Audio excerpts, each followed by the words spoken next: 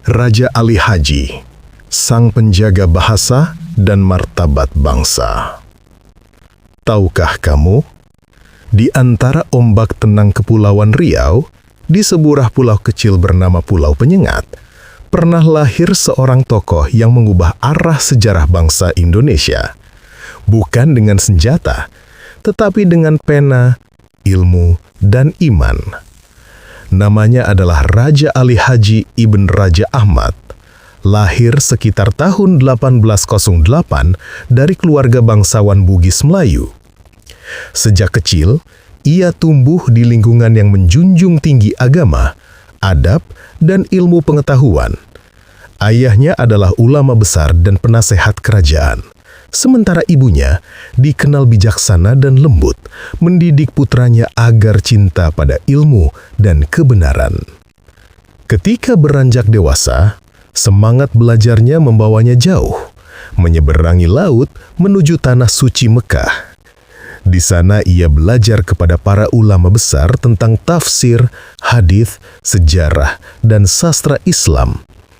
Ia menyaksikan bagaimana peradaban Islam menjunjung tinggi ilmu, moral, dan bahasa.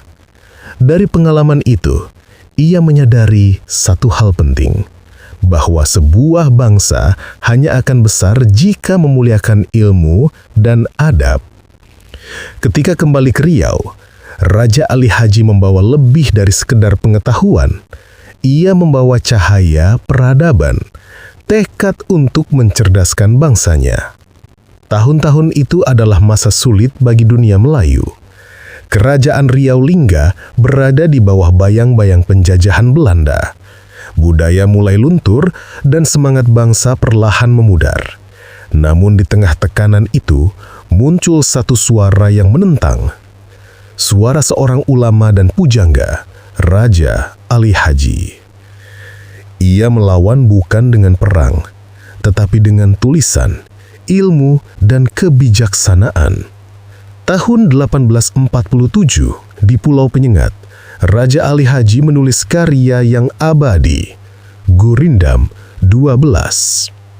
Sebuah kitab berisi 12 pasal yang memuat ajaran moral, hukum, dan nilai-nilai Islam. Bait-baitnya begitu dalam, mengajarkan manusia untuk mengenal Tuhan, menghormati orang tua, menegakkan keadilan, dan menjauhi dosa. Ia menulis, "Barang siapa mengenal yang empat, maka ialah orang yang makrifat." Kalimat itu sederhana, namun maknanya dalam, mengajak setiap manusia untuk mengenal Tuhan, diri sendiri, dunia, dan akhirat.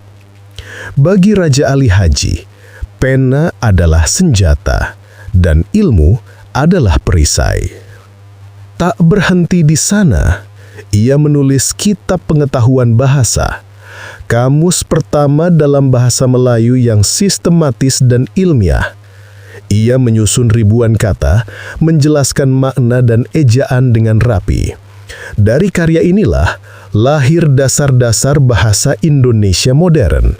Bayangkan, di abad ke-19, jauh sebelum Sumpah Pemuda, Raja Ali Haji sudah bermimpi tentang bahasa persatuan.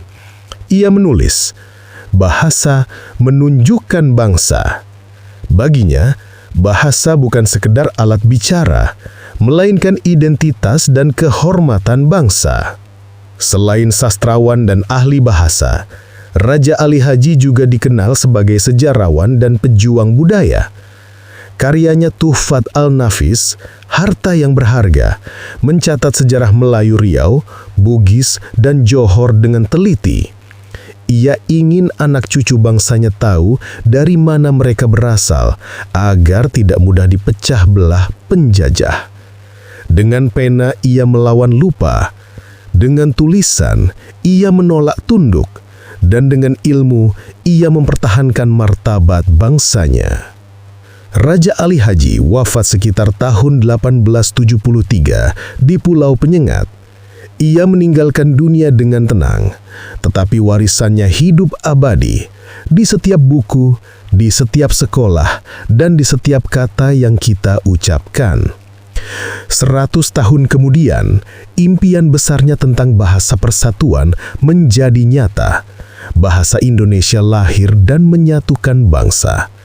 Dan pada tahun 2004, pemerintah Indonesia menganugerahkan gelar pahlawan nasional kepadanya.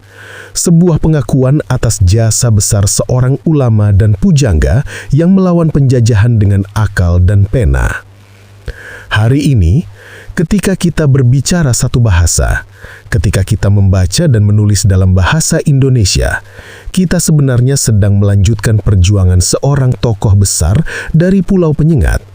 Seorang lelaki berjiwa ulama, berakal cemerlang, yang mengajarkan bahwa ilmu dan adab adalah senjata paling mulia bagi bangsa.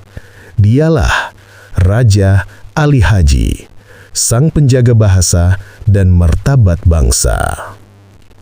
Bangsa yang besar adalah bangsa yang menjunjung tinggi bahasa, ilmu, dan adab. Like, comment, subscribe.